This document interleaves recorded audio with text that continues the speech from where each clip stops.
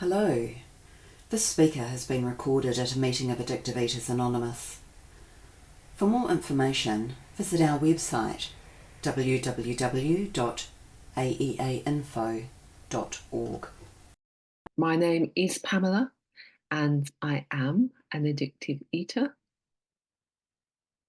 Tonight I get to talk one of my illnesses, which may be rare actually in members of AEA, is I love to talk about myself.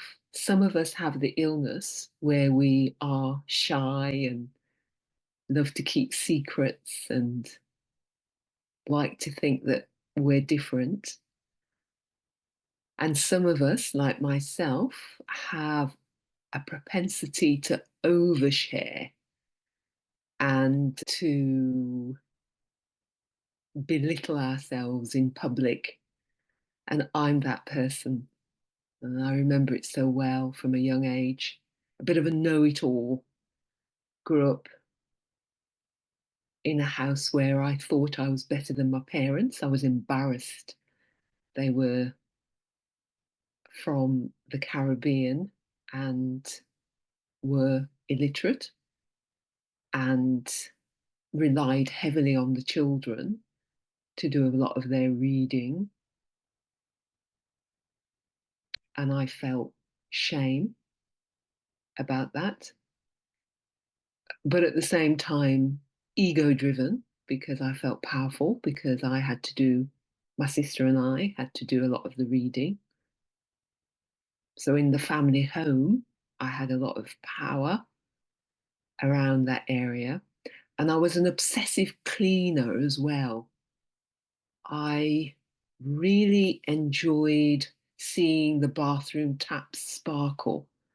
It was my job every weekend to do the housework. My sister and I would do the housework, but my job was the bathroom.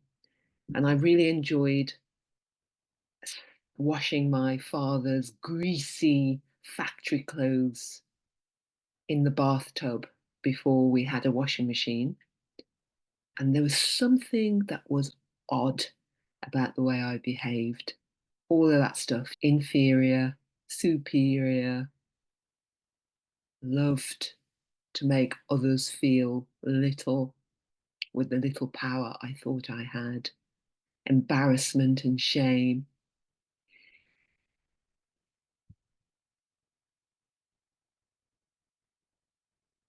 Yeah, no wonder I ate. Food was in abundance. We were encouraged to eat.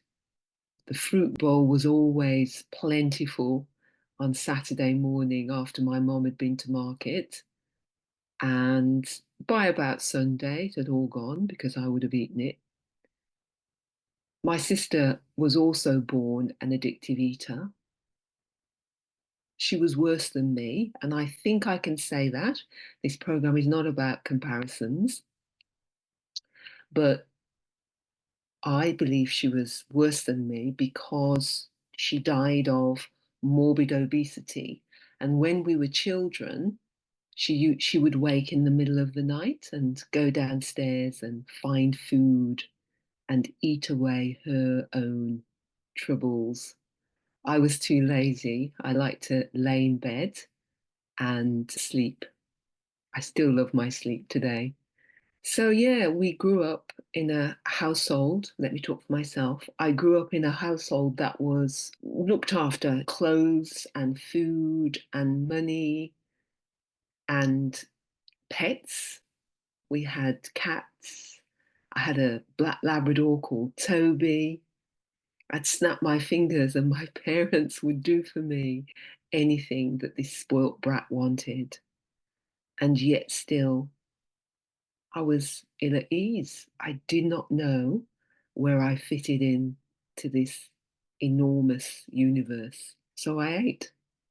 And I ate from a very young age, and I would do other things. I took pills. I would take my father's heart pills, heart pills.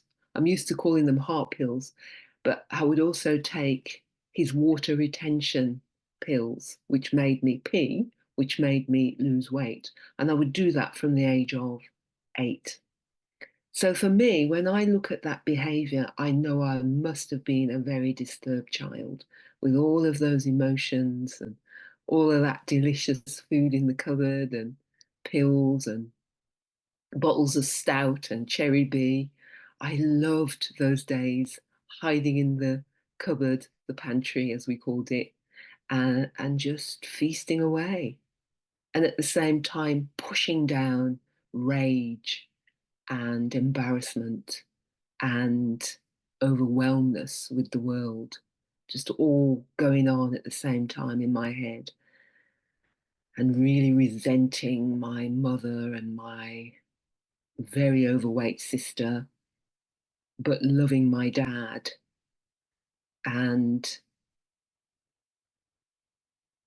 if I were to meet an 8 or a 10-year-old or a 12-year-old today who had the courage and the knowledge, the awareness to share what I'm saying, my heart would go out to them. I'm not blaming my mother or my father anymore. I've learnt that this is a mental, emotional illness and that it's nobody's fault. I was just born this way. Just born, I came out of the womb with the big book of Alcoholics Anonymous, which is the literature that we use in Addictive Eaters Anonymous. Talks about being restless, irritable, and discontented. And as I work the steps and looked at my behavior and my emotions and my feelings in step 4, I absolutely saw that my feelings and my emotions were based on how I saw myself in the world and in the family. So eating was so easy. Eating, taking those pills and drinking the remnants of stout and beer and was so easy because it was so available in our home. My parents, my mother in particular, really believed that food was love, love was food, and providing it for the community and for her children, as well as our clothes, was her duty as a mother to show those things to her children. And it was easy that to use food to suppress, numb out, anesthetize all of those growing pains. And whether it's nature or nurture, I don't know. And thank you, goodness, I don't care anymore. I just know that this program has worked for me. It started to work for me when I arrived in the rooms of what we now call Addictive Eaters Anonymous. And I knew I was amongst friends because everyone here and others were talking the way I'm talking without any more embarrassment or secrecy about the feelings and the many things that I have done under the influence of shame, guilt, drink, drugs, and food. Um, and it was them that described to me the phenomenon of craving, that when I feel and think unwell thoughts, I will have a tendency to be unable to cope with them and I eat. And once I start to eat, I can't stop because I'm not normal around food and other substances. I just have an allergy like hay fever or penicillin. And when I eat food, I just want more of it because those restless and irritable narcissistic tendency of mine just will not go away with food or eating or drink or drugs. I need more than that. So I keep on eating. I really understand and love the big book. I just keep eating and drinking, trying to find a solution to those awful, torturous feelings that I have going on inside. Nowhere to put them. I don't know if my parents and I ever sat down and talked about the feelings of shame and depression and my inferiority, superiority complex. I don't know. I know that my dad, I think when I was 17, I remember my dad telling me that you're never going to marry, Pam. You're not marry. He said, you're never going to have any children because you're too selfish. And I just remember agreeing with him. I just said, I think you're absolutely right. I just want to think and talk about me all day long. I can't give up time and energy to look after a little person. I really knew it, but I didn't know why. And today I do know why. I know that I am a ball of fear. I know that I keep trying to depend on others and what they say about me and how they look at me. I think I was socialized into that way of being in the world where I really valued others more than the God given life inside of me. I did not know that I was worth anything at all. And so I ate. But Addictive Eaters Anonymous has, through the steps, through a lot of work with sponsors and others, they have really changed the way I think and behave in the world. I've had to change that record of the past. And it started with step 4 and step 5 and step asking for it to be changed in 6 and 7. And then a load of action. I have no idea how long I've been sharing for.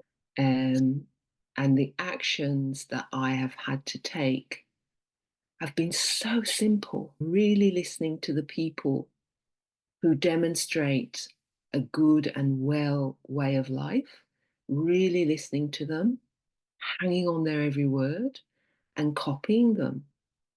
And there was a river of doubt, a river of it will never happen for me.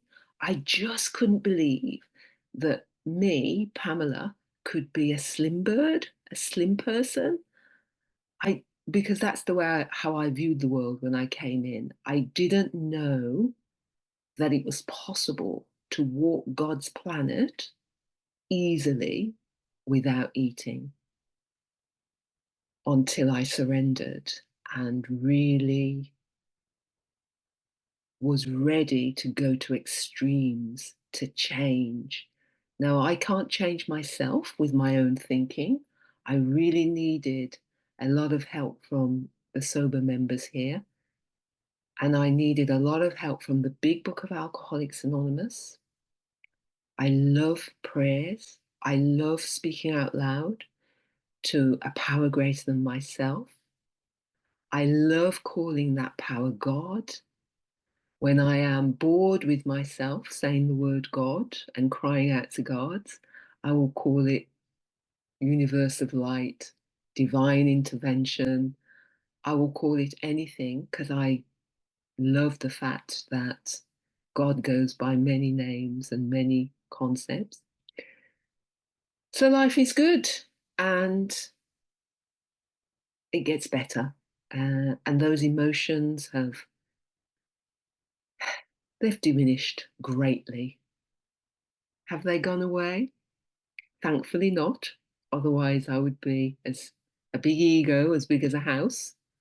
In the last fortnight, I have worked hard, I have studied, and I have practiced.